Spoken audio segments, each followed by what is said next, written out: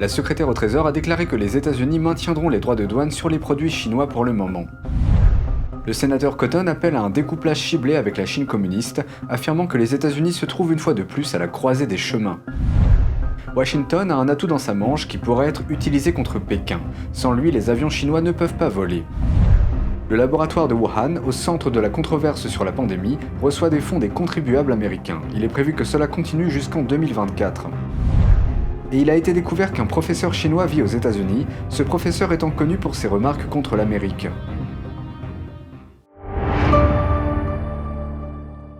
Bienvenue dans Regard sur la Chine, je suis Vladian Huitens.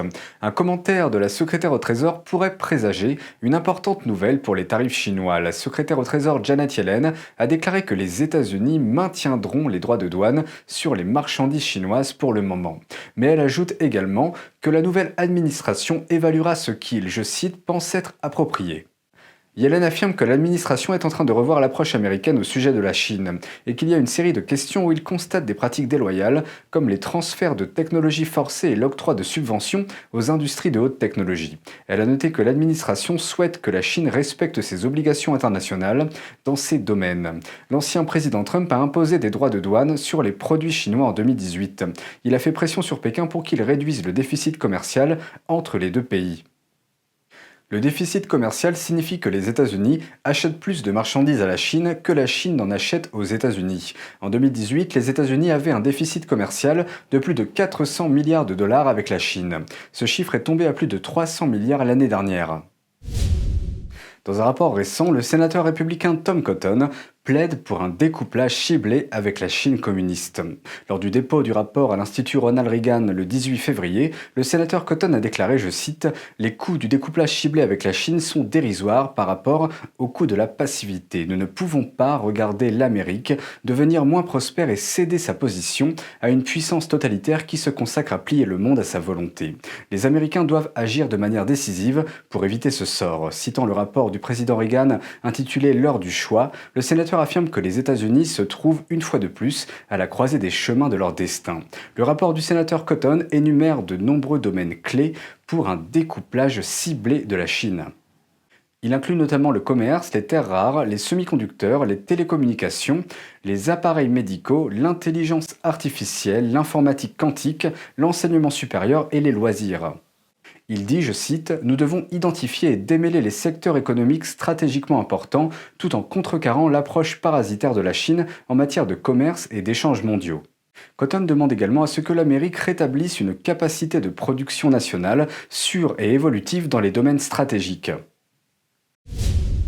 Avec leur domination technologique, les États-Unis ont plusieurs cartes à jouer dans leur relation avec la Chine. Et l'une de ces cartes est les avions. Un expert en aviation nous apporte plus de détails. Au regard des tensions actuelles entre la Chine et les États-Unis, un expert rappelle à Washington qu'il a une carte gagnante potentielle, les technologies de l'aviation.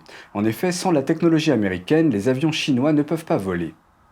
Right now, other than the structure of the aircraft, that is to say, the skins, the skeleton, everything like that, about 100% is imported or built in cooperation with US and Western manufacturers.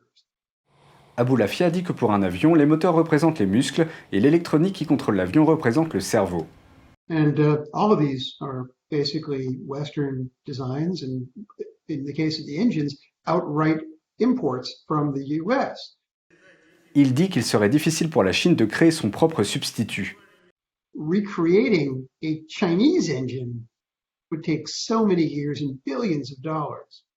Pékin essaie de rattraper son retard depuis des décennies, mais la fabrication d'un avion n'est pas une mince affaire. Pour l'instant, la Chine peut construire la coque de l'avion, mais en ce qui concerne toutes les technologies qui lui permettent de voler, that is all still imported or built with a great deal of assistance and US or Western design.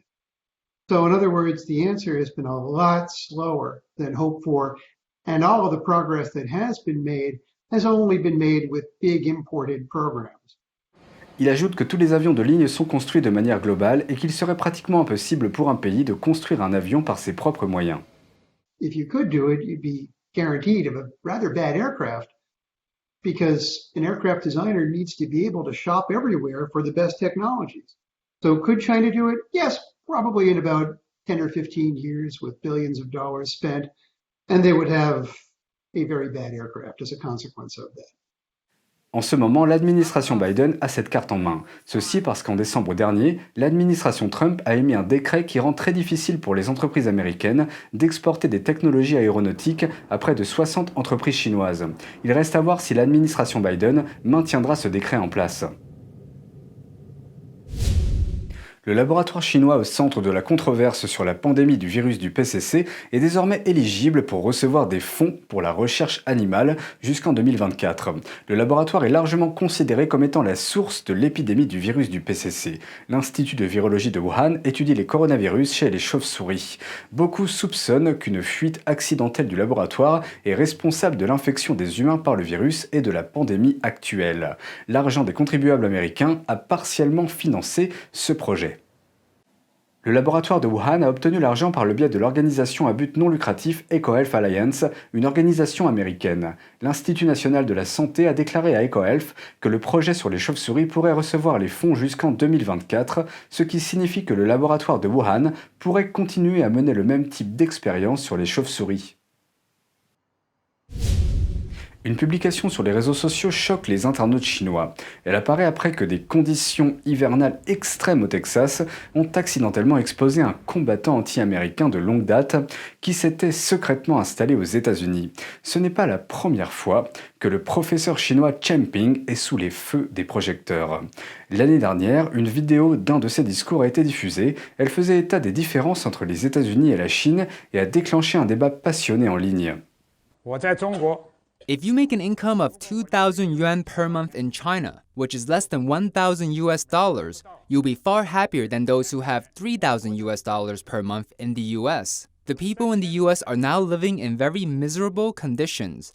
Il a en fait commis une erreur de conversion dans ses commentaires. 2000 yuan chinois équivalent à moins de 300 dollars américains. Il disait en réalité qu'avec l'équivalent de moins de 300 dollars par mois, les Chinois peuvent avoir une meilleure vie que les Américains qui gagnent 3000 dollars par mois.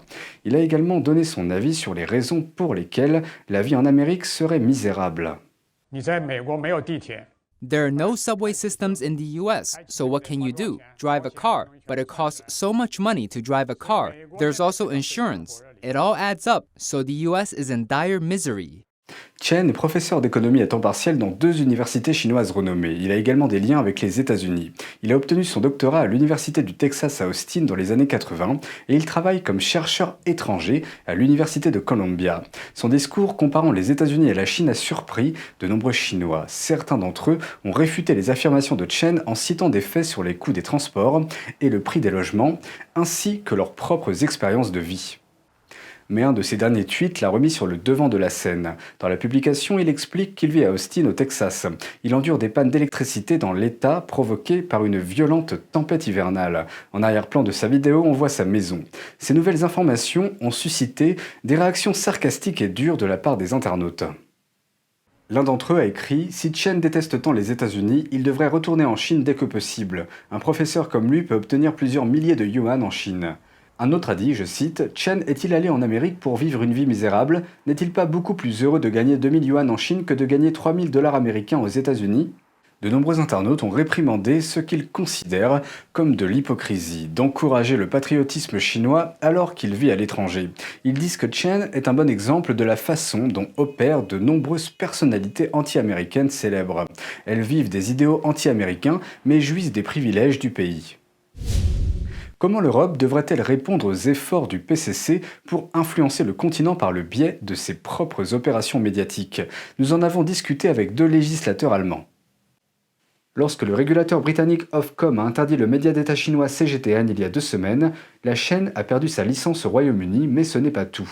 En Allemagne aussi, CGTN doit cesser d'émettre puisque sa licence est liée à celle du Royaume-Uni. Et là aussi, son contrôle politique pose de plus en plus de préoccupations. The channel is ultimately controlled by the Chinese Communist Party, and there are clear guidelines from the Chinese authorities.